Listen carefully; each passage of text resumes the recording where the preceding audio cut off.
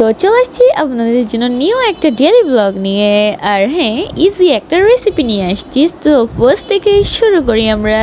তো hello everyone, আসসালামু আলাইকুম, ইটস মি শিকা and welcome to my new video. দেখেন এখানে আমি সকালে উঠে মাত্র একটু নাস্তা করে নিচ্ছিলাম হালকা পাতলা করে। দেন আমি চলে যাই আন্টির সাথে একটু মার্কেটে। তারপর এদিকে আন্টি কাপড় চোপড় সব কিছু একটু দেখতেছিল। আমি আন্টির সাথে গিয়ে ওইখানে একটু মার্কেটে অনেক ঘোরাফেরা করছি।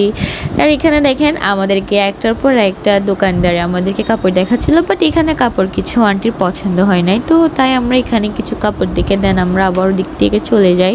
আর হ্যাঁ, আমি তেমন ক্লিপস নিই নাই ওইখানে মার্কেটে গিয়ে, কারণ আমি একটু ওইখানেই বিজি হয়ে গেছিলাম আন্টির সাথে, তাই এখানে বোরিং লাগতেছিল, তাই নিজের একটা ক্লিপস নিছি। তো এসেই খাওয়া দাওয়া করতেছিলাম আমি। দেন খাওয়া দাওয়া করে আমার থেকে চলে যেতে হয়েছে আমার টিউশনে, মানে লামিসাদের বাসায়।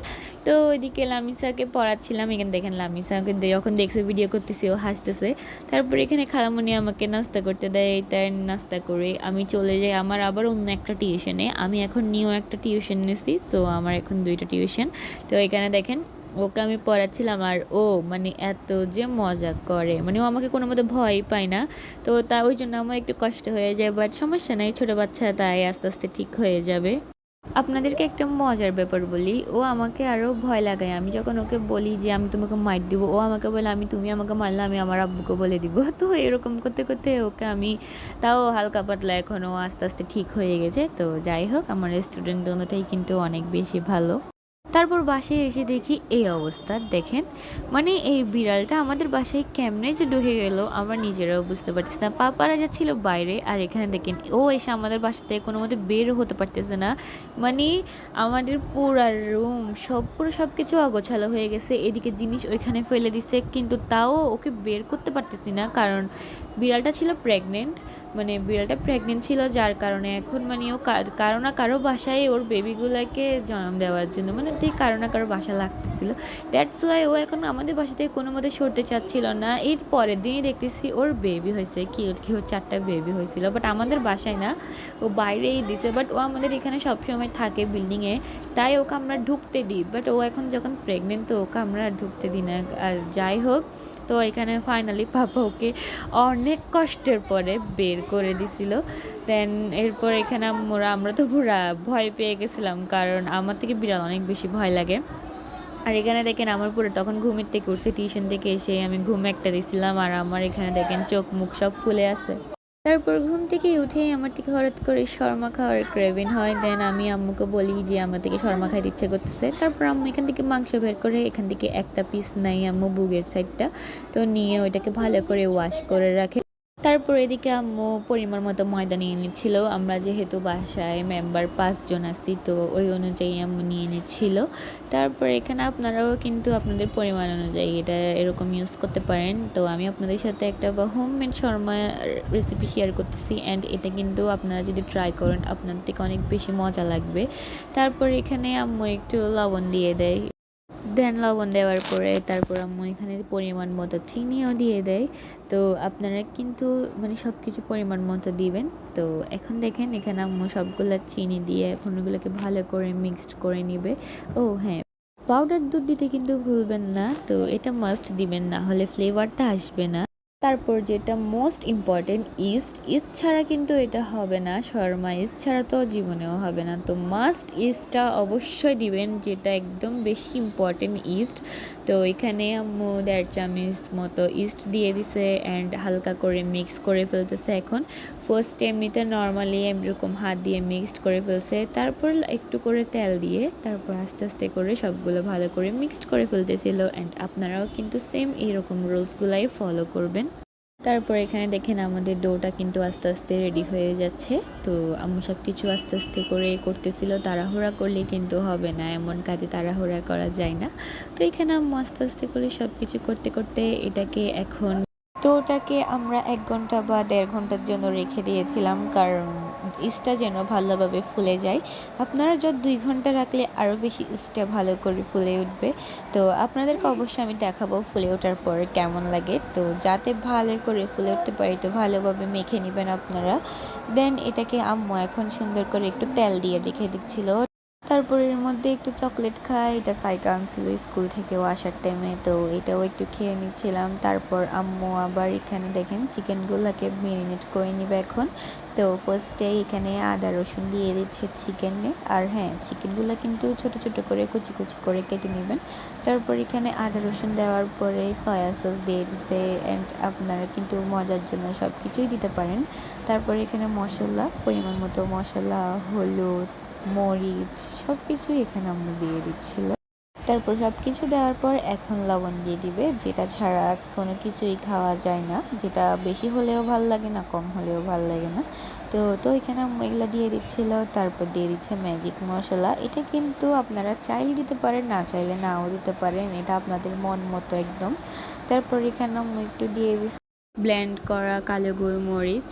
দেন এখন এগুলো সবগুলোকে আম্মু মিক্সড করে ফেলতেছিল।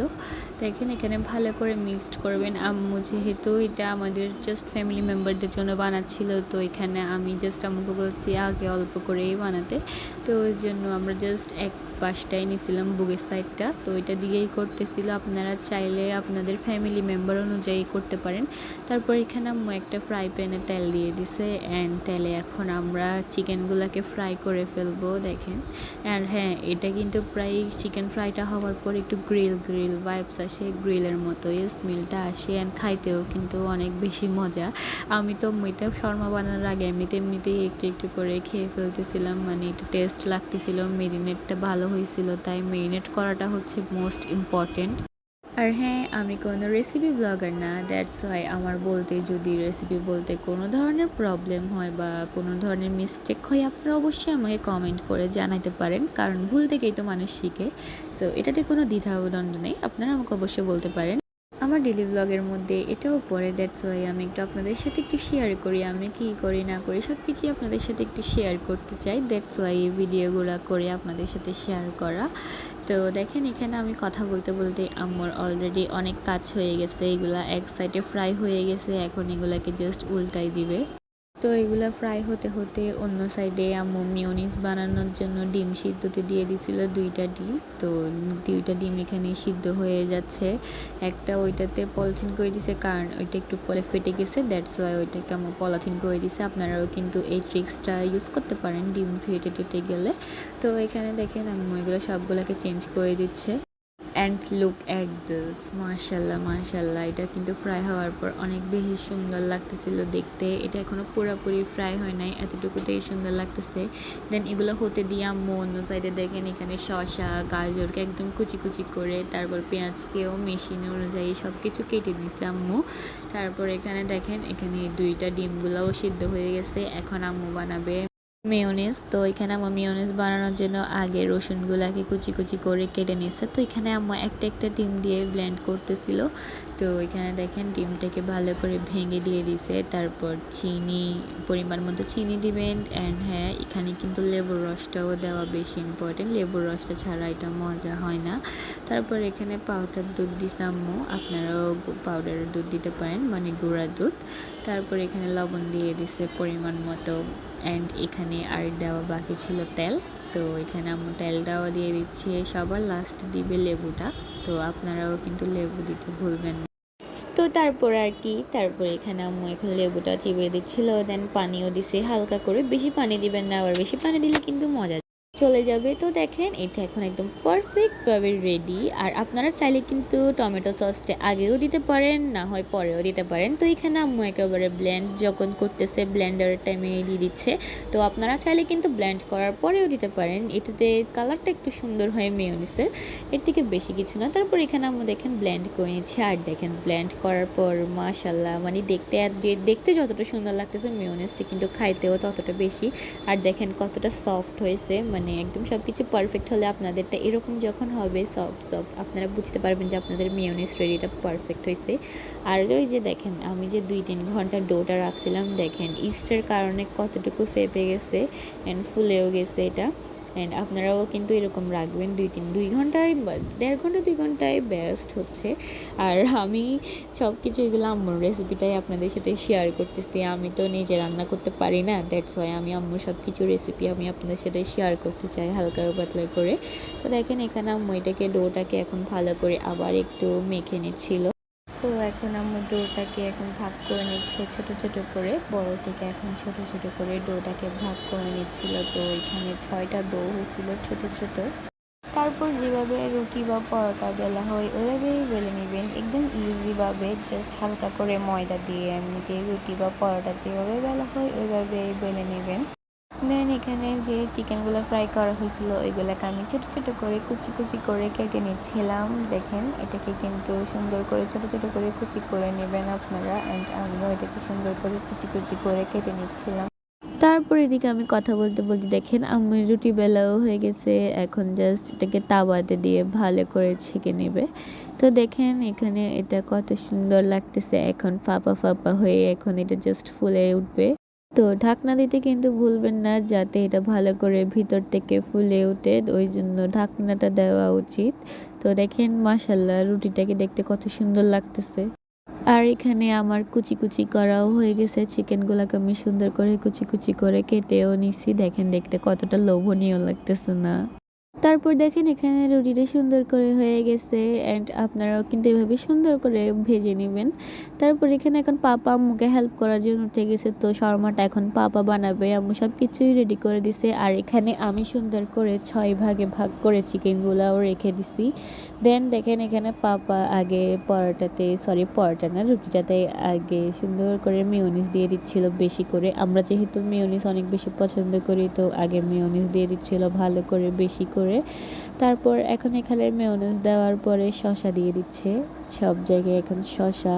তারপর শসা দেওয়ার পরে আম্মু কুচি কুচি করে ওই যে গাজর কেটে রাখছিল, তো গাজরগুলোও ওইখানে দিয়ে দিচ্ছে সুন্দর করে, দেখতেও সুন্দর লাগতেছে না? তারপরে যে এখানে পেঁয়াজ কুচিগুলোও দিয়ে দিচ্ছে, দেন সবার লাস্টে দিবে এখন চিকেনগুলাকে আমি কেটে রাখছিলাম, এখন সবার লাস্টে দিব ওই যে চিকেনগুলা। আর এখানে পাপা একটু লেবু ঘষেও দিচ্ছিল, যাতে ফ্লেভারটা একটু ভালো হয়, লেমন টাইপসের হয়, তো ওই জন্য একটু লেবুটা, এটা চাইলে স্ক্রিপ্টেড, এটা আপনারা চাইলে দিতে পারেন, নাও দিতে পারেন, এটা আপনাদের মন মতো। তারপরে এখানে দেখেন এখানে সবগুলা চিকেন দিয়ে দিচ্ছে পাপা, অ্যান্ড আমরা যেহেতু ফার্স্ট টাইম যখন ট্রাই করতেছিলাম তো জানতাম না চিকেন কতটুকু দেওয়া উচিত, তো পাপা ফার্স্টে একটু একটু করে কম কম করে দিচ্ছিল, যেহেতু আমি 6 ভাগে ভাগ করে দিচ্ছি, তো যে যে ভাগেরটা ওইখানে ওইভাবে দিচ্ছে। তারপরে এখানে লাস্টে একটু মেয়োনিজ তারপর লাল সস দুইটাই মিক্সড করে এখন এটাকে বটে ফেলতেছিল পাপা। তারপর এখানে আমাদের শর্মা একদম রেডি হয়ে গেছে। দেখেন মাশাআল্লাহ দেখতে কতটা সুন্দর লাগতেছে, তাই না? দেখতে তো আমার ঠিক এখনই খেয়ে ফেলতে ইচ্ছে করতেছে, আবার ভিডিও ভয়েস ওভার লাগাতে গিয়ে। তো যাই হোক আপনারাও কিন্তু এটা ট্রাই করতে পারেন, এটা অনেক বেশি টেস্ট। ও হ্যাঁ, যেটা মোস্ট ইম্পর্টেন্ট কথা, আজকে কিন্তু আর্জেন্টিনার ফাইনাল ছিল সেদিনই, মানে সেদিন যেদিন শর্মা বানাইছে সেদিনই ছিল আর্জেন্টিনার ফাইনাল খেলা। বাট ব্যাড লাক, হয়তো আর্জেন্টিনা সেদিন হেরে গেছে, বাট যাই হোক অ্যাটলিস্ট আমরা ফাইনালিস্ট হয়েছি, আমরা সেকেন্ড রান আপে ছিলাম, তো ওই জন্য কোনো মন খারাপ নাই। তো আমরা খেলা দেখার জন্য, খেলা যেহেতু 1টা থেকে ছিল, তো এগুলো আমরা কিন্তু সন্ধ্যাবেলায় করছি, মানে এই যে শর্মাগুলো বানাইছিল আম্মু সন্ধ্যাবেলায়। তো সন্ধ্যাবেলাগুলো সব খেয়ে দিয়ে এখন দেখেন এখানে আমি জার্সি পরে একটু ভিডিও করতেছিলাম, অ্যান্ড পিকও তুলছি, পিকগুলো আমি ভিডিওর লাস্টে দিব। এগুলো আপলোড করার জন্য তুলছিলাম, বাট আফসোস সেদিন হয় নাই। তো এখানে দেখেন খেলা দেখার টাইমে এই ভিডিওটা ছিল। তো আজকের ভিডিওটা এতটুকুই, টাটা বাই বাই, আল্লাহ হাফেজ। আর হ্যাঁ, আমার পিকগুলো কিন্তু দেখে যাবেন, আর হ্যাঁ আর্জেন্টিনা ফ্যানরা কিন্তু অবশ্যই একটা একটা লাইক দিয়ে দিবেন। বাই।